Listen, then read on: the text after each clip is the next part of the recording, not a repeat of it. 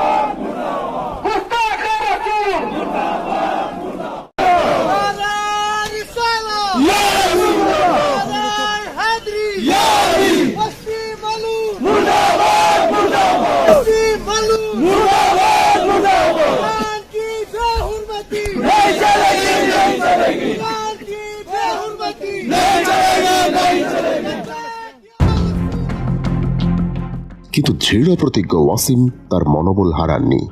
তিনি মাদ্রাসা শিক্ষার কুফল নিয়ে বরাবরই সরব ছিলেন।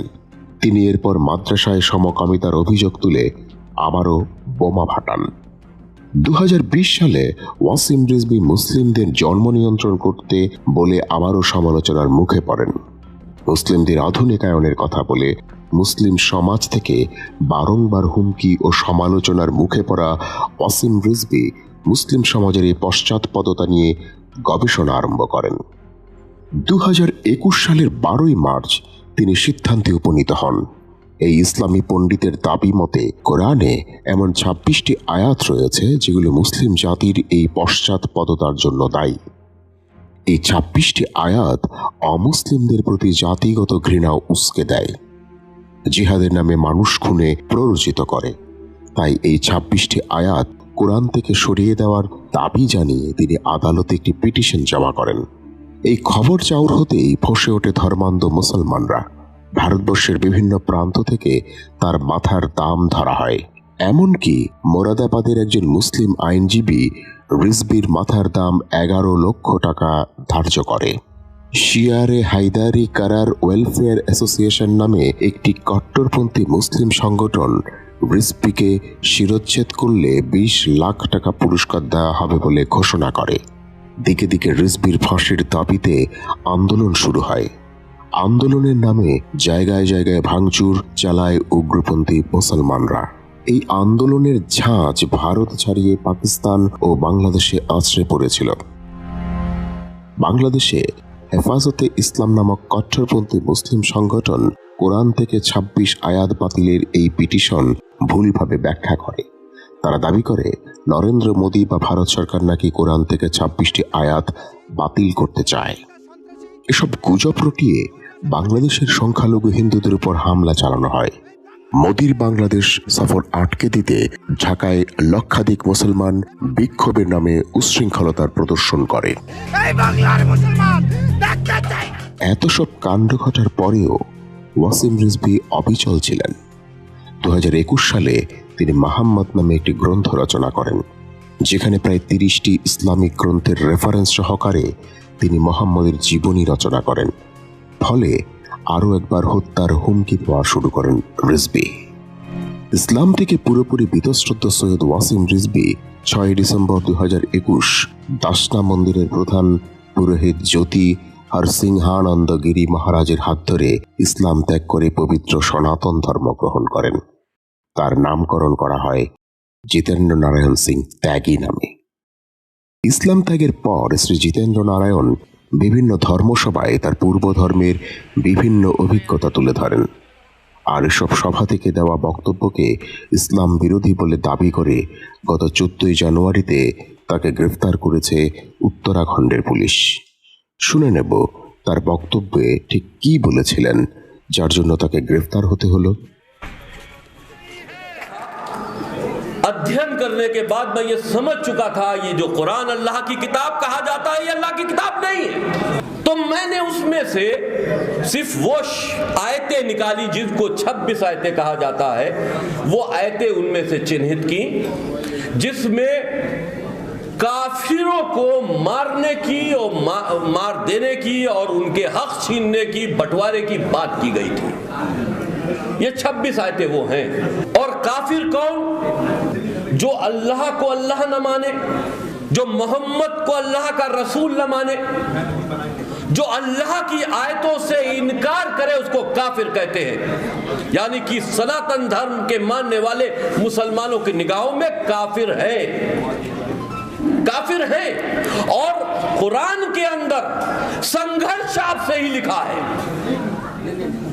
आपसे ही संघर्ष लिखा है, क्योंकि सनातन धर्म को मिटाकर अरब की सरजमीन पर इस्लाम पनपा है।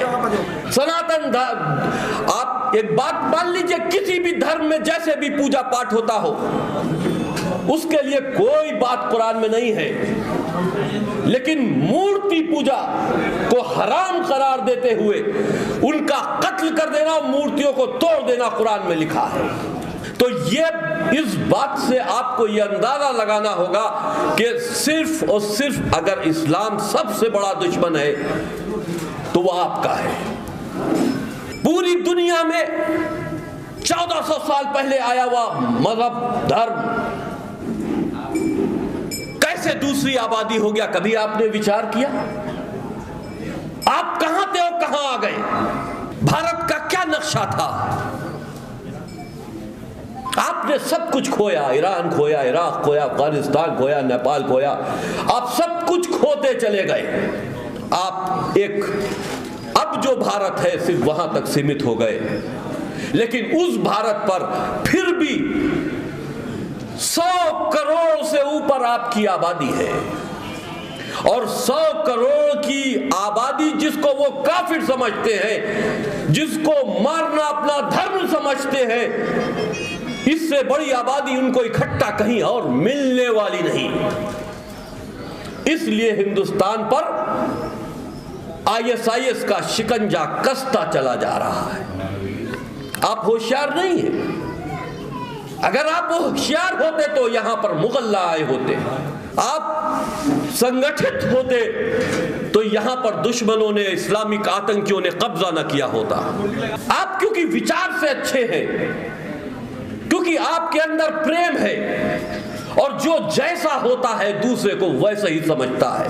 आपने आने वाले को सोचा कि चलो ठीक है, कोई राजा है आ रहा, या उससे जो संघर्ष कर रहा है उसको अकेले संघर्ष करने के लिए छोड़ दिया, उसका साथ नहीं दिया सब राजाओं ने मिलकर। वरना इतनी हिम्मत नहीं थी कि एक तादाद में जो फौज लेकर हिंदुस्तान आए थे, अगर यहां के सनातनी खड़े हो जाते तो इतने नहीं मारे जाते जितना तुम्हारे ऊपर राज करके उन्होंने तुमको मार दिया।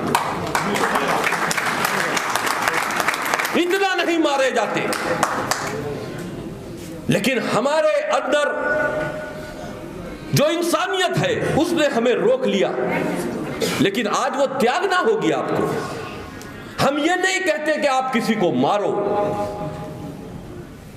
लेकिन जो दरिंदे आपकी हत्या करना चाहते हैं, आपके परिवार को जलाना चाहते हैं, उनसे सुरक्षित रहना और उनको समझना आपका कर्तव्य है, फर्ज है। आप मारने मत जाइए, लेकिन कोई अगर आपको मारने आता है, आपका घर जलाने आता है, तो आप उसको जाने भी मत दीजिए। यह हिम्मत होनी चाहिए आपकी।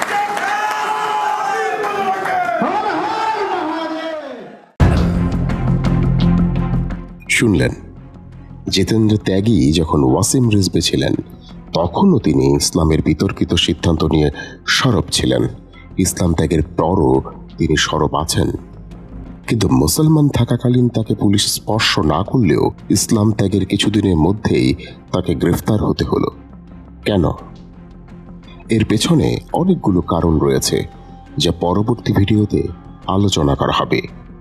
সেই পর্যন্ত সবাই ভালো থাকুন, সুস্থ থাকুন। নিয়মিত ভিডিও পেতে চ্যানেলটিকে সাবস্ক্রাইব করে পাশে থাকা বেল আইকনটি প্রেস করে দিন। বাঙালি হিন্দু বার্তার সঙ্গেই থাকুন। ধন্যবাদ।